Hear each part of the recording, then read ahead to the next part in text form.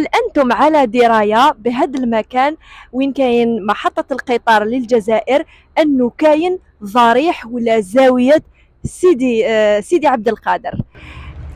السلام عليكم. حبيتوا تعرفوا تاريخ هذا المكان اللي راني فيه؟ هذا المكان يعني فيه يقولوا له الموزولي ولا زاويه سيدي عبد القادر. هذا المكان اغلبيه تاع الناس ما يعرفوش، لانه هذه المصادر ولا هذه المعلومات خذيتهم من عند خالتي صالحه اللي ربي يحفظها ويطول عمرها ويخلي لها صحيحتها. نهار كي تلاقيتها بيان سور حكات لي على عادات وتقاليد اللي كانوا يديروهم، يعني اللي كانوا موجودين في القصبه زمان، وهي اللي بالضبط يعني حكات لي على لابري تاع باب الواد وين كنت درت فيديو. دونك لو موزولي تاع سيدي عبد القادر تحكي لي خالتي صالحه، قالت لي باللي زمان النساء وين كانوا زمان كانوا يحبطوا من القصبه يروحوا حتى الاميراليه ولا لاميروتي لسيدي ابراهيم السلامي. سيدي ابراهيم السلامي كنت درت عليه فيديو ديجا، يعني نبذه على تاريخيه عليه.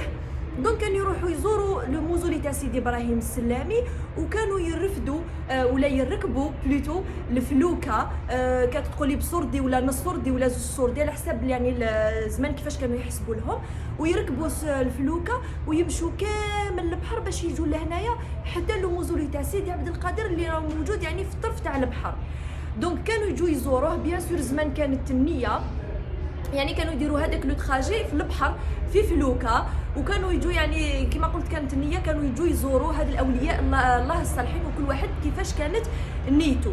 دونك هاد لو موزولي اللي راكم تشوفوا فيه كيما راكم تشوفوا فيه كامل الفوقه، فرنسا بيان سور بنات يعني مبنى اوروبي، وين كاين يعني وين يجوزوا كانت الطوموبيلات ولا السيارات. لو موزولي هذا هو وين كان مدفون سيدي عبد القادر. كما قلت انه الناس زمان هما اللي راهم عن يعني على درايه على هاد الاماكن اللي كان عندهم تاريخ، نقدر نقول اماكن تاريخيه اثريه، لانه كان يعني الناس كانوا يعني كانوا يجوا لهنايا للزياره كل واحد وكانت نيته.